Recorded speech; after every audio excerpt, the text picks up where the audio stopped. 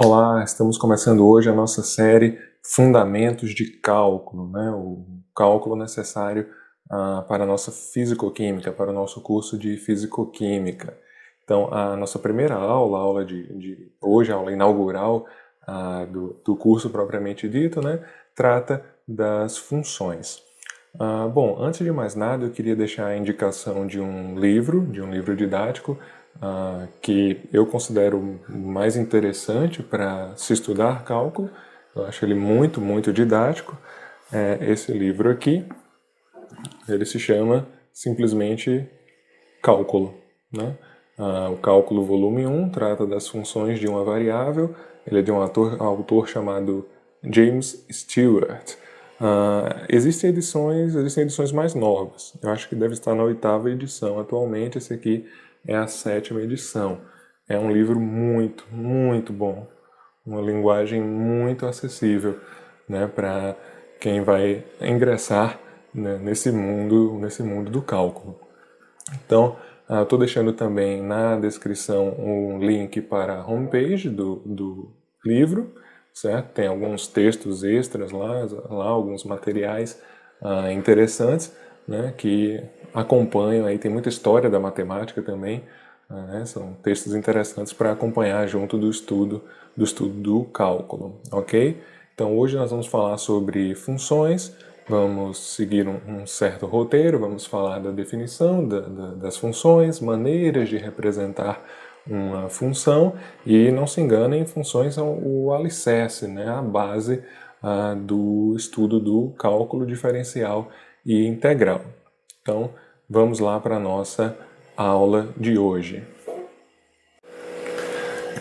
Então, pessoal, as funções são o coração do ramo da matemática, da área da matemática, conhecido como cálculo, mais conhecido ainda como cálculo diferencial e integral, né? Faz parte dos currículos de todo o curso de Química pelo Brasil. Pode ter nomes diferentes, né? Mas invariavelmente você estuda o chamado cálculo diferencial e integral, né? As funções são o objeto de estudo desse ramo da matemática.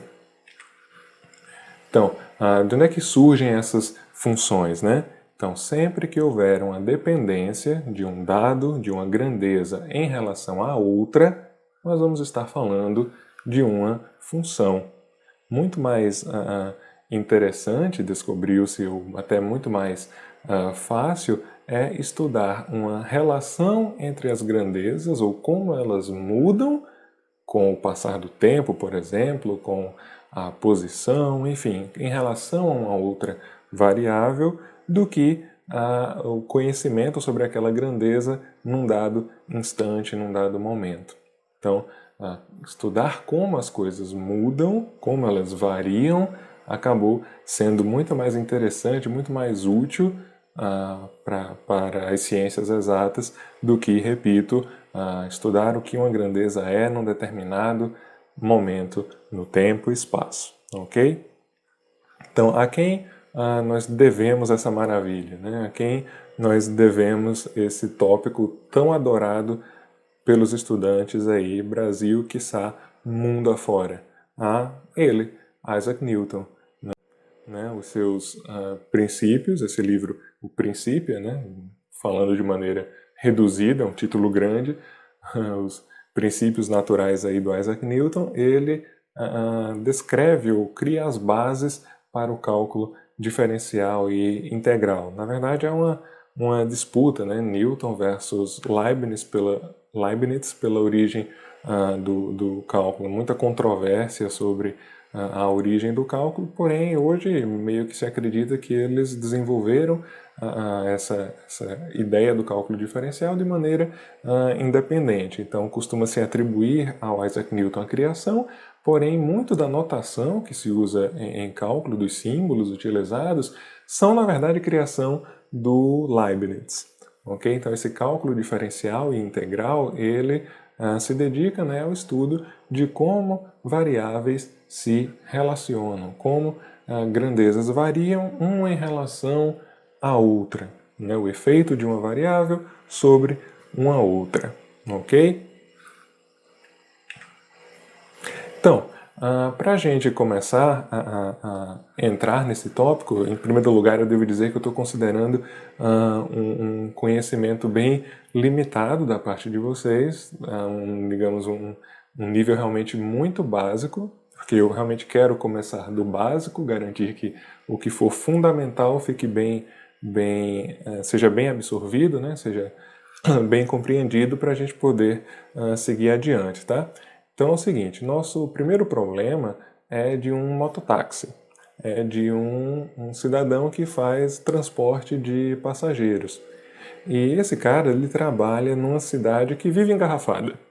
Vamos chamar essa cidade, por exemplo, de Candor. Uma cidade que vive, repito, engarrafada. E essa cidade usa como forma de pagamento, como moeda, uma criptomoeda, ok? Então todos os pagamentos são feitos na forma dessa criptomoeda aí. E como é que funciona o meio de vida do nosso mototáxi aí? Ele faz uma conta que é muito simples. Cada minuto da sua viagem, né, da sua carona, vamos dizer assim, equivale a uma criptomoeda. O passageiro tem que pagar uma criptomoeda para cada minuto de viagem. Ok? Essa é a forma de pagamento, bastante direta. Então, será que nessa construção, nessa negociação aí, nós temos uma função? Então, será que eu consigo retirar uma função daí?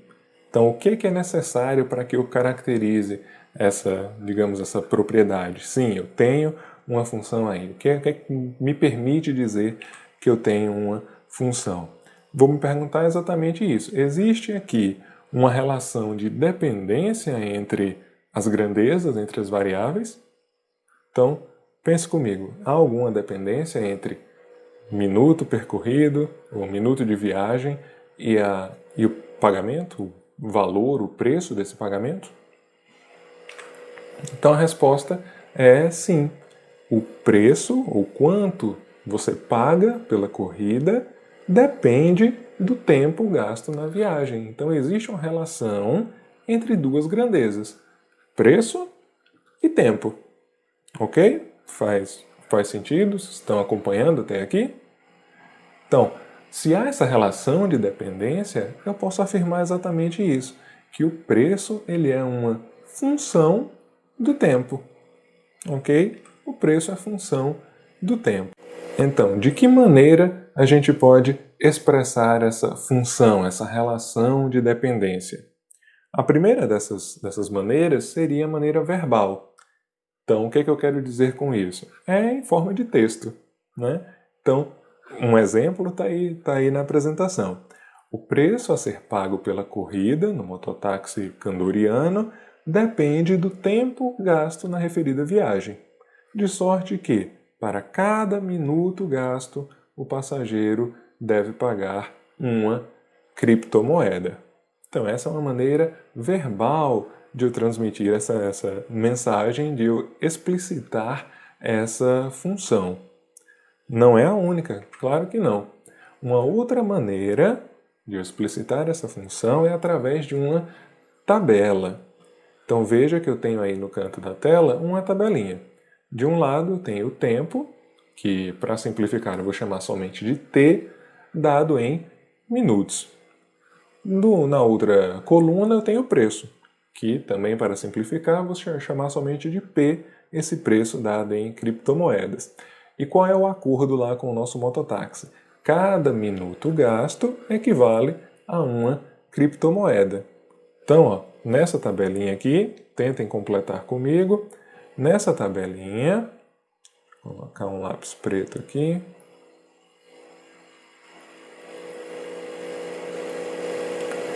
Então, nessa tabelinha, se a minha viagem demorou somente 1 minuto no mototáxi, quanto é que eu tenho que pagar? Uma criptomoeda. Se a viagem demorou 2 minutos, então eu tenho que pagar 2 criptomoedas. 3 minutos, tenho que pagar 3. 4 minutos, tenho que pagar 4.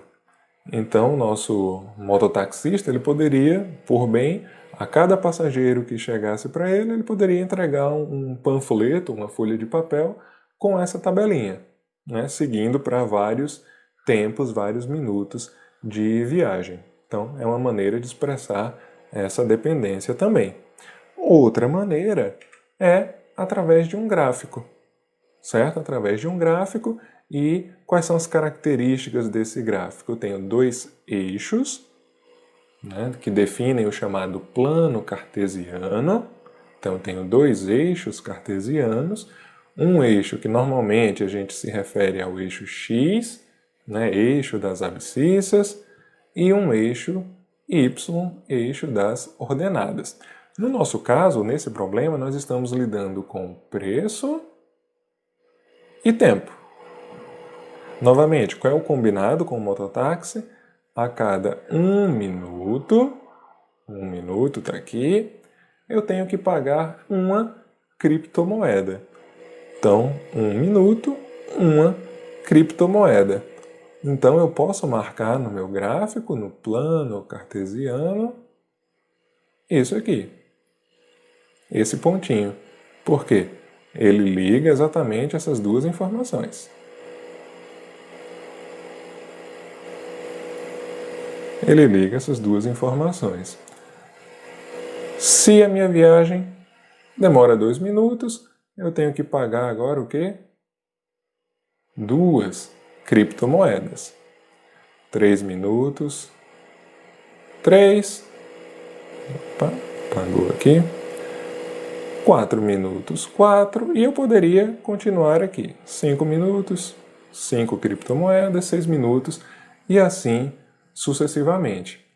Então, tem a maneira verbal, posso transmitir essa ideia através de uma tabela, posso transmitir essa ideia a partir de um gráfico, no caso, um gráfico contendo um plano cartesiano, um eixo com coordenadas x e y.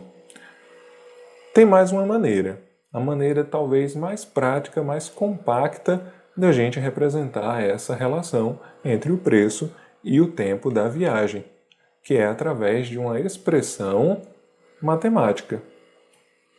Através de uma expressão matemática como essa aqui, que vocês estão vendo.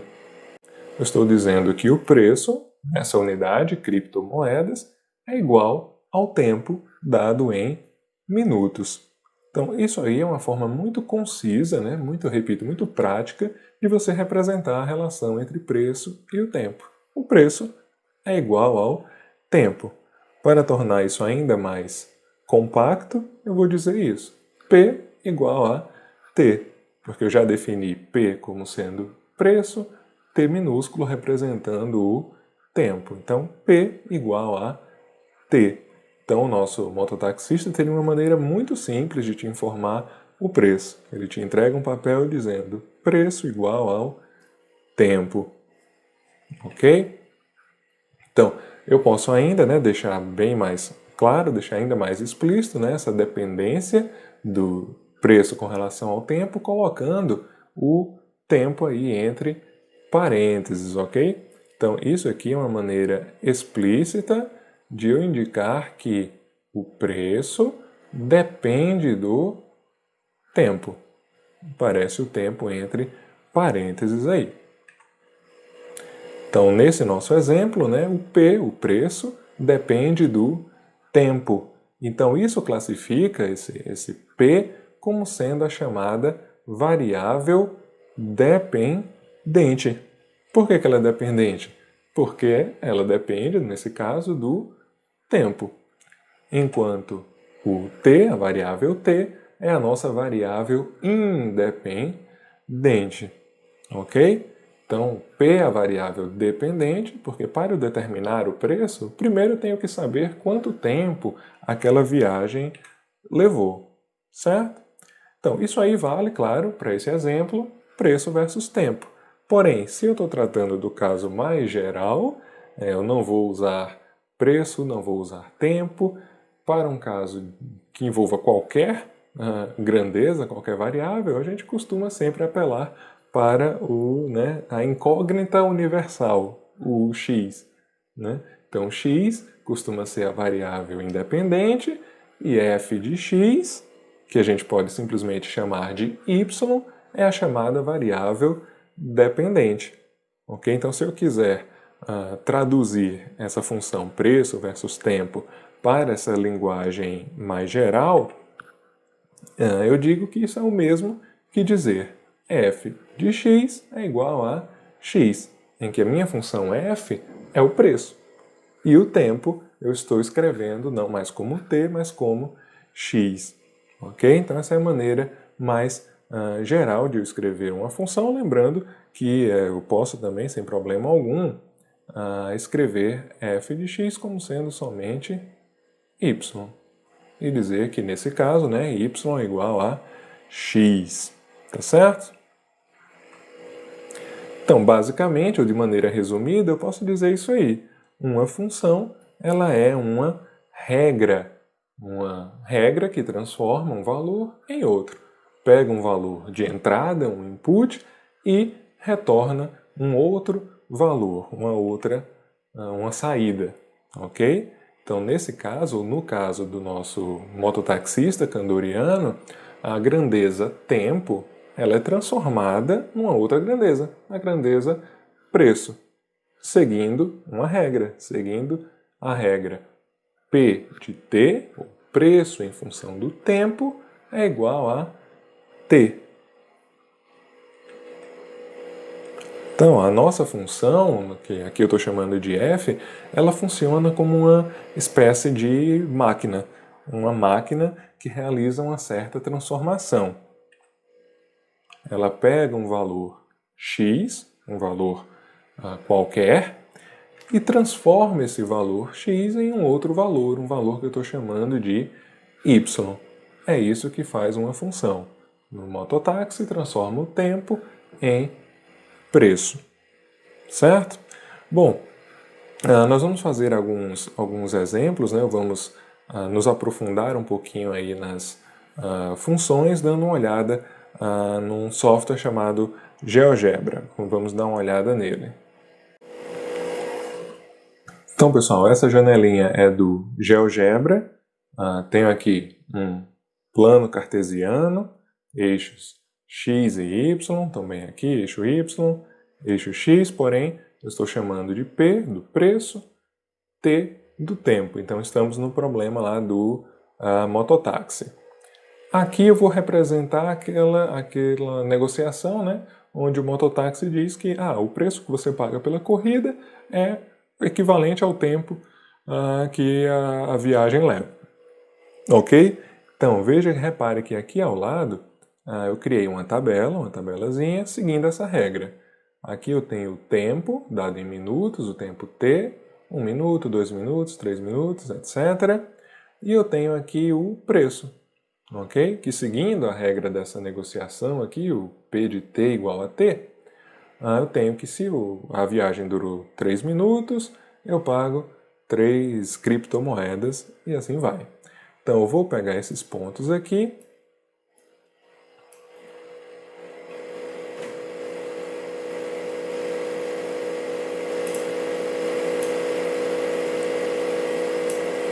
e vou colocá-los nesse gráfico, vou colocar na forma gráfica.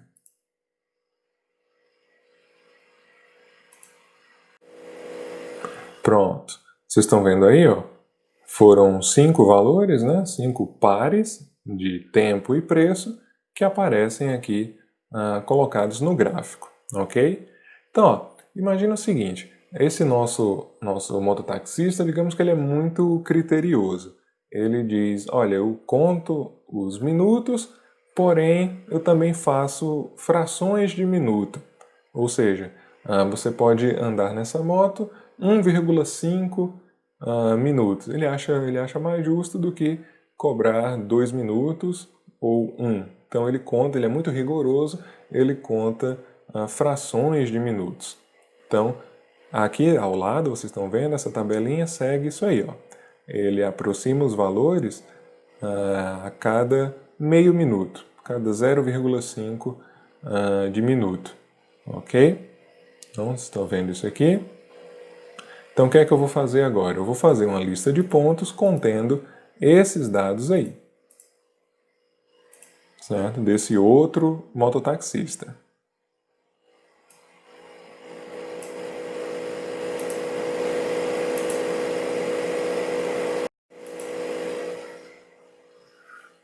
Pronto, aí surgem esses pontos aí. Claro, eles são mais numerosos, né? Tenho mais subdivisões aqui do tempo. Então apareceram todos esses pontinhos aqui. Encontra um taxista que é ainda mais rigoroso, né? Um taxista que usa frações de minuto ainda mais restritas. A cada 0,2 minuto ele marca ou fecha a viagem dele. Ok? Então, se eu andei com esse taxista 1,4 minutos, eu pago 1,4 em criptomoeda, tá certo? Então, eu vou criar também uma lista de pontos agora usando esses dados aqui.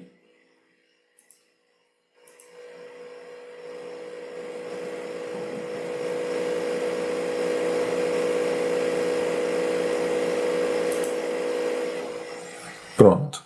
E veja como esses pontos estão se multiplicando, né? Eles estão aparecendo aí à torto e à direito. Então, veja só, o que é que eu quero mostrar com isso aí? Esse acúmulo de pontos se deu porque o mototaxista estava usando frações cada vez menores do tempo, né? 1,2 minuto, 1,4, 1,6 e assim sucessivamente. Se eu continuar fazendo isso, pegando frações cada vez menores de tempo, deixa de ser interessante ou não fica mais prático eu simplesmente acumular esses muitos pontos. Então, o que é que eu faço simplesmente? Eu troco, eu substituo todos esses pontos aí por uma linha. Uma linha, na verdade eu vou chamar de uma curva que representa essa função. Essa curva vai ser escrita dessa maneira. Eu vou escrever assim, y igual a x, e vou pedir para que o programa insira, vocês já estão vendo aí, essa linha reta. Veja que ela corta todos os pontos aqui.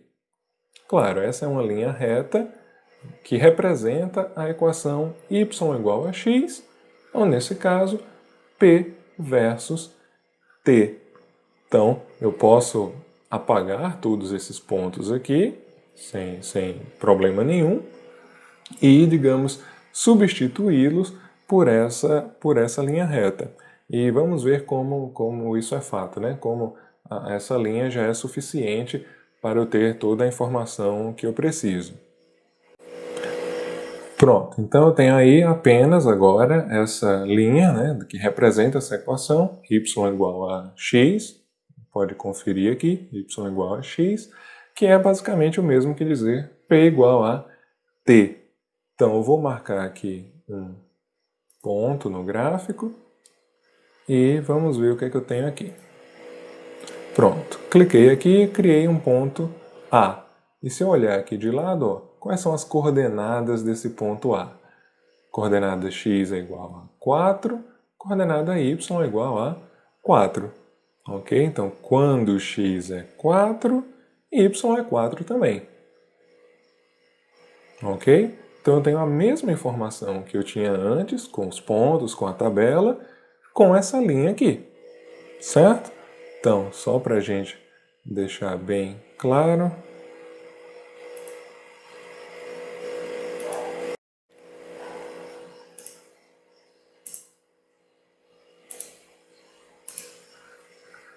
Então, para a gente ler um valor nessa curva, nós temos que fazer uma espécie de segmento de reta do ponto na curva até o eixo x, do pontinho na curva até o eixo y. Então, quais são as coordenadas desse ponto? No eixo x, 4, no eixo y, 4. Isso quer dizer que no tempo 4 minutos de viagem, você tem que pagar 4 criptomoedas. Tá certo? Então, com essa linha reta aqui, eu tenho a mesma informação que eu tinha com aqueles muitos pontos, com a tabela e tudo mais. Beleza, pessoal, agora eu quero apresentar uma situação um pouquinho diferente. Houve uma mudança na política dos mototaxistas lá em Candor. A partir de agora, eles não apenas relacionam o tempo da viagem e o preço que você paga. Eles dizem que há uma taxa, uma espécie de bandeira, como há nos táxis. O simples fato de você subir no mototáxi, nem começou a viagem, faz com que você já tenha que pagar duas criptomoedas, ok? Então há uma diferença aí. Então, se eu quiser agora tornar essa nova função como uma tabela, né? Então, no tempo zero, assim que eu entro no mototáxi, agora eu já tenho que pagar um valor. Quanto que eu tenho que pagar? 2. Tenho que pagar 2 criptomoedas pelo simples fato de eu estar iniciando a viagem. Se eu passei 1 minuto, eu tenho os duas criptomoedas que eu já tinha de pagar, mais aquele minuto de viagem. Então, 3. 2 minutos, 2 mais 2 criptomoedas de entrada, 4. E assim sucessivamente. 7. Beleza, e eu tenho essa tabelinha aí. Vou agora colocar essa tabela novamente no gráfico. Então, foram criados esses pontos aqui. Ok? Então, qual é a diferença do caso anterior? O nosso primeiro ponto, ele não está mais lá embaixo, não está no 0, né? Ou no 1, 1, nesse par 1, 1. Ele está aqui no ponto 2 do eixo Y, ok? Então, ó, novamente, se a viagem demorou 3 minutos, esse ponto aqui, quanto é que eu pago? 2 minutos da entrada mais os 3 minutos de viagem. Ok? Então pago 5 criptomoedas. Beleza. Tabela. Mostrei aqui os pontinhos. Aí qual seria agora a expressão matemática para representar isso aí? Para representar essa nova maneira. Ok? Pensem um pouquinho aí. Qual é essa nova função matemática? Vou revelar, hein, gente? Ok? Então essa nova função agora tem essa forma aqui. O preço que a gente vai pagar nessa viagem é o tempo que ela levou, mais os duas criptomoedas de entrada, pelo simples fato de você andar no mototáxi. Ok? Então a nossa função agora tem uma nova cara. E eu vou digitar ela aqui para a gente observar a curva que representa essa função. Então, vou criar essa nova função dizendo que y é igual a x mais 2. Então, ó, veja aí que essa curva ela corta todos os pontinhos aqui. Ok? Então, a partir dessa curva, eu consigo dizer exatamente quanto que eu tenho que pagar, né, a partir do valor da variável independente, que é o tempo. Então, se eu sei qual é o tempo, qualquer tempo, aqui nessa reta, eu consigo saber quanto que eu vou pagar. Então, eu tenho que criar uma linhazinha, um segmento de reta do eixo x até a função e olhar que valor de y se revela a partir dessa curva. Ok? Tranquilo, gente? Então, pessoal, essa é a nossa revisão sobre funções. Espero que vocês tenham gostado. Qualquer dúvida, só deixar nos comentários, ok? Estamos começando, como eu disse, esse momento de fundamentos de cálculo. Então, foi uma aula bem tranquila, bem leve. E é isso, o nosso curso continua, hein? Em breve a gente vai se aprofundar um pouco mais aí nas funções. Até a próxima, hein?